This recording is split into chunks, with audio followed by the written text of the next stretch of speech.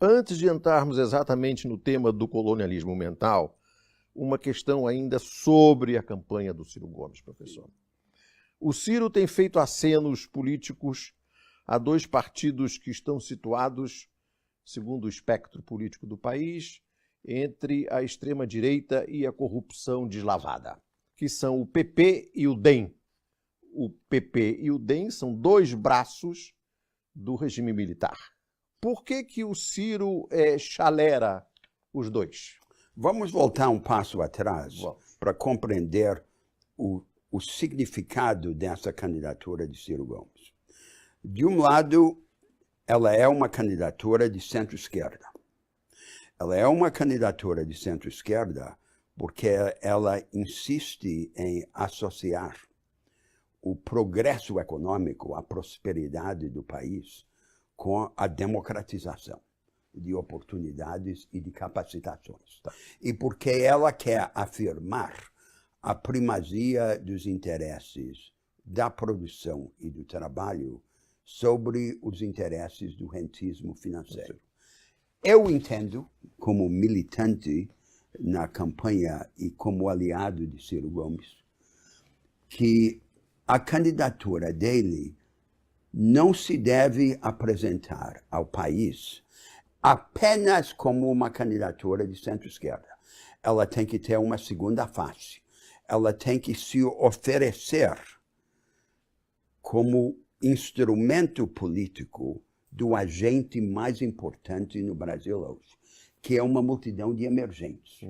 Uma pequena burguesia empreendedora, mestiça, morena, e uma massa de trabalhadores ainda pobres que já assimilaram a cultura da autoajuda e da iniciativa.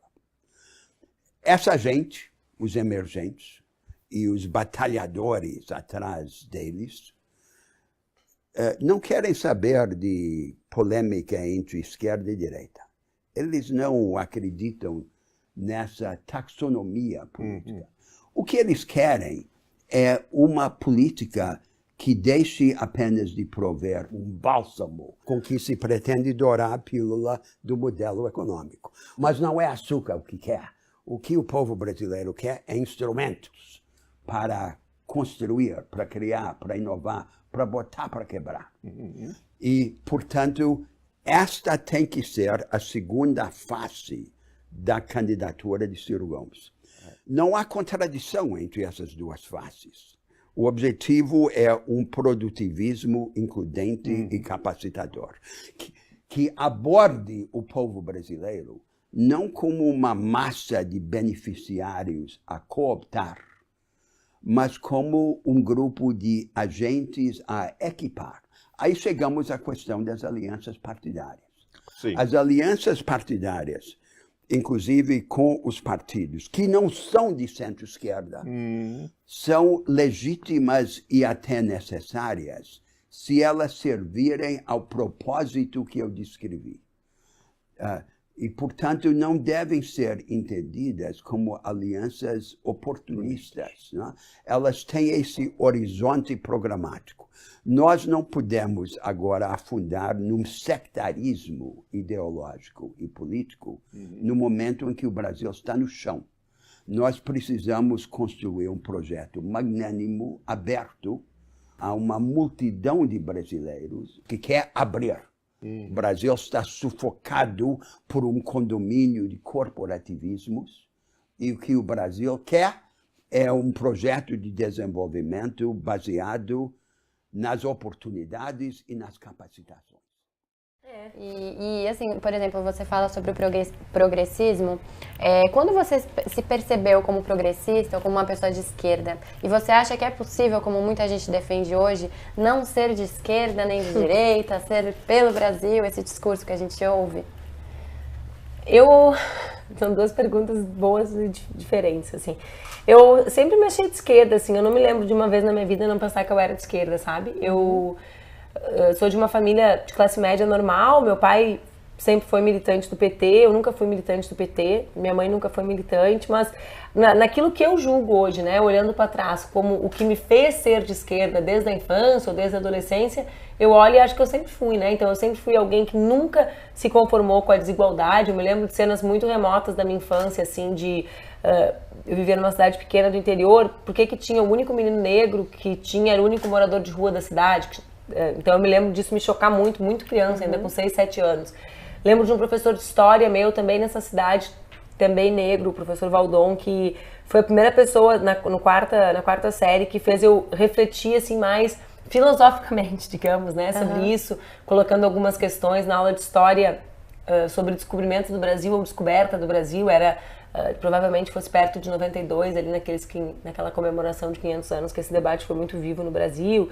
Então, assim, eu sempre me pensei assim, quando eu entrei para a universidade, tanto que eu me lembro que no terceiro ano do ensino fundamental eu ganhei de presente, tá falando do ensino médio, perdão, eu ganhei de presente o Manifesto Comunista, que até hoje está no meu gabinete, o Manifesto Comunista em alemão com a foto do Marx e do Engels. Eu ainda nem era filiada do PCdoB.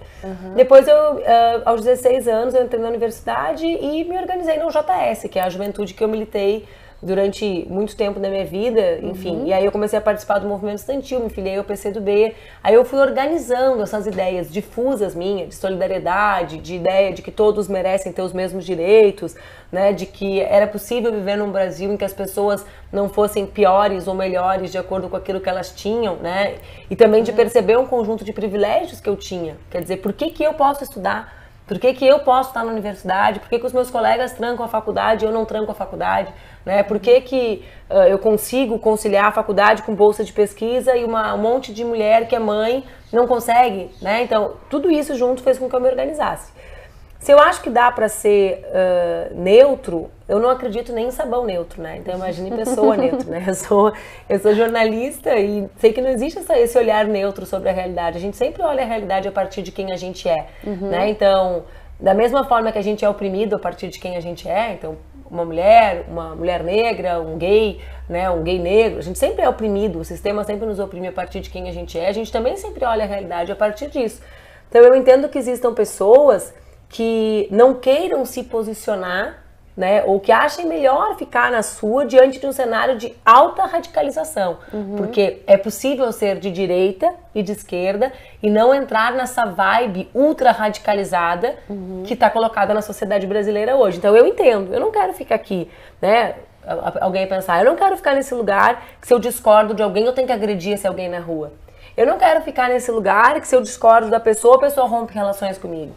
Mas isso não tem relação com direita e esquerda. Isso tem relação com esse cenário de ódio e de falta de diálogo que foi construído pela direita na sociedade brasileira. Então, acho que a gente precisa separar essas duas coisas. Porque as pessoas que não querem entrar nessa confusão, nesse ambiente de ódio, elas estão certas. Né? Por quê? Porque o ambiente deve ser um ambiente de respeito. Deve ser um ambiente de diálogo, deve ser um ambiente de construção de saídas a partir do processo eleitoral, ou seja, das maiorias se expressarem a partir do voto direto.